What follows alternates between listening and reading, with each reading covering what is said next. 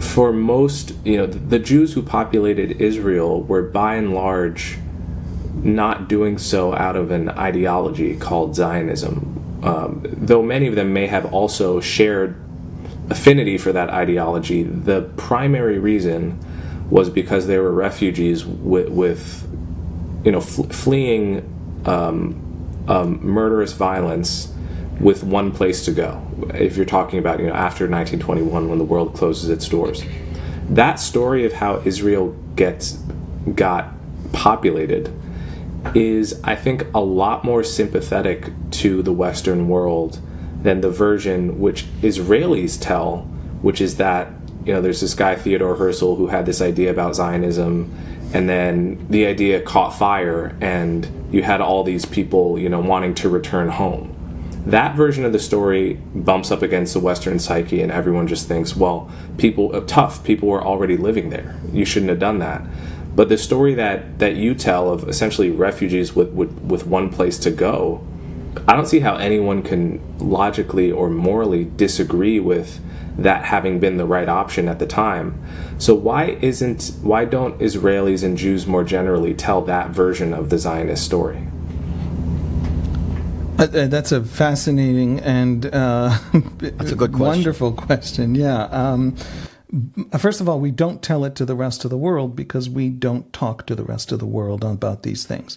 One of the hearts and sort of the center of our DNA and understanding of history is the idea that we don't justify ourselves to the world. The world expressed its view on us. We stand up for ourselves, and the world can, purchase our high tech if it is so interested. And that is the relationship after the 20th century. We don't justify ourselves because in the mind that is watching us, that is observing us, that is making demands of us, we're a moral cartoon serving the needs of the cartoonist. And that is not a fight you can win. You can't walk into the anti-Semite's moral cartoon or, frankly, the progressive liberal gaze on us, which is just as dehumanizing and shrinking of our entire experience into these tiny little moral cubbyholes. And you can't win that debate. You cannot not be what they want you to be in their story of themselves. In the end, these are moral stories of themselves. And so you don't. So the general Israeli view is, this, by the way, this creates a real cultural incapacity to explain ourselves seriously. And you see it everywhere. I mean, you see it in Israelis being literally having trouble on CNN explaining, whether or not Israel is right or wrong, because the feeling that you're justifying is something that is antithetical to their basic cultural identity. It's why the Israeli government has established a public diplomacy ministry 5 times. And the last time it closed the public diplomacy ministry was, I think, October 16 or October 18. The public diplomacy minister of Israel got up on national television. She was a Likud appointee to the Knesset of Netanyahu. She's an ally of Netanyahu. And she said, obviously, this is a fake thing, public diplomacy. That's definitely not a thing. We all know that. And it was a ministry set up to make coalition negotiations a little easier by having a few more prizes to hand out. And in peacetime, that's fine. But I'm an Israeli patriot, she said, and in wartime, I will not waste public funds on a fake ministry. And so she resigned and she shut down her ministry on national television. And to me, that's astonishing, because what's even more astonishing is nobody in the government blinked.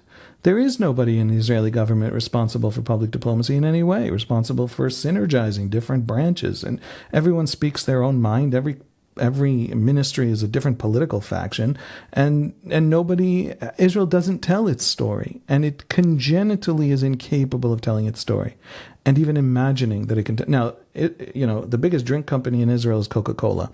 Coca-Cola Israel's marketing department is brilliant. It can hack the human brainstem like Coca-Cola everywhere. It's not that the Israelis are incapable of marketing, of telling stories, of building out, of selling ideas.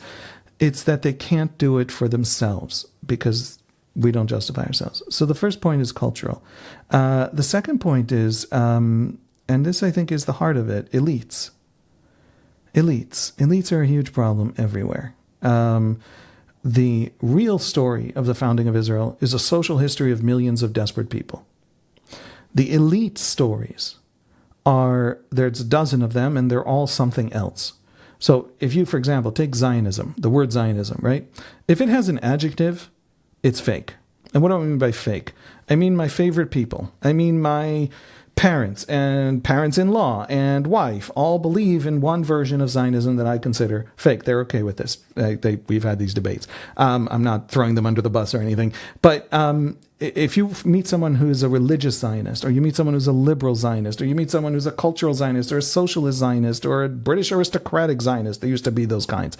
All these different Zionisms that have an adjective are different elites attempting to interpret the actual lived social history, the lived historical experience of millions of refugees.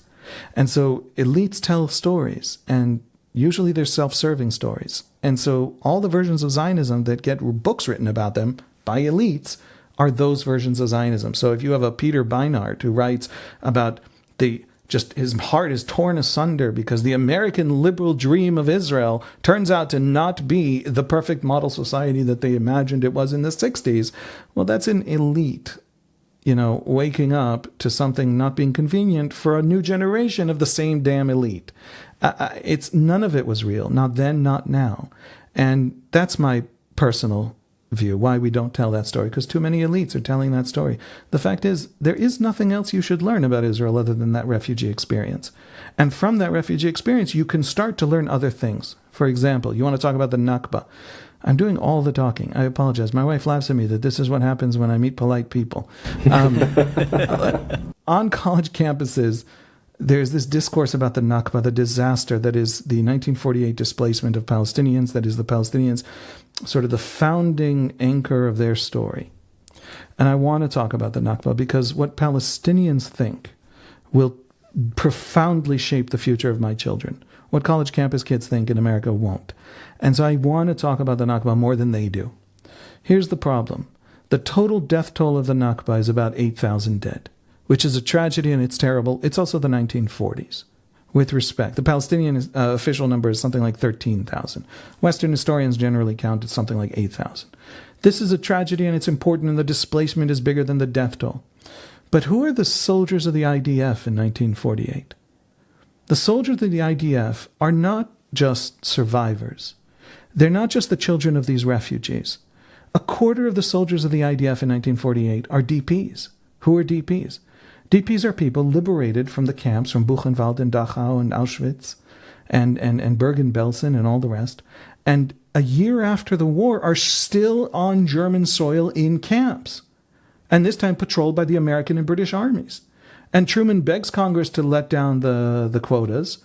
There are no more 10 million East European Jews who could flood America's shores. There's this tiny, shrunken remnant suffering typhoid epidemics in the wake of the war after liberation. It's nothing. It's not even 250,000 people. And Congress won't let them in. And 40 governments come to the DP camps. It's in the framework of the International Refugee Organization in 1946. And they interview all the DPs to take them and give them jobs, essentially, and they take all the 400,000 Nazi collaborators from the Baltics, and they take all the Polish Catholics, something like 750,000 DPs in the immediate aftermath of the war, that they all take, and they all get naturalization, they all get citizenship out there in the West. And by 1946, the end of the year, all the 250,000 DPs left, every last one is a Jew. And there's one thing those Jews know. Now that the world has seen Auschwitz, we still have nowhere to go. Those DPs are a quarter of the IDF in 1948. They don't know anything, but they know one thing. If they don't have this place, they don't have any place. Now, if we're talking about the social history of that event, I am absolutely sure my country has done things wrong. And if I were to tell you, Noam and Coleman, that your country has done things wrong, you would not fall off a chair. That is not a shock to you. I'm an actual Israeli. I'm not engaged in the moral popularity contest. I think that's kind of a pathetic thing to be running in your head about the rest of the world. But if you don't know the basic social history of real people and their lived experience of the millions, you will not understand anything happening.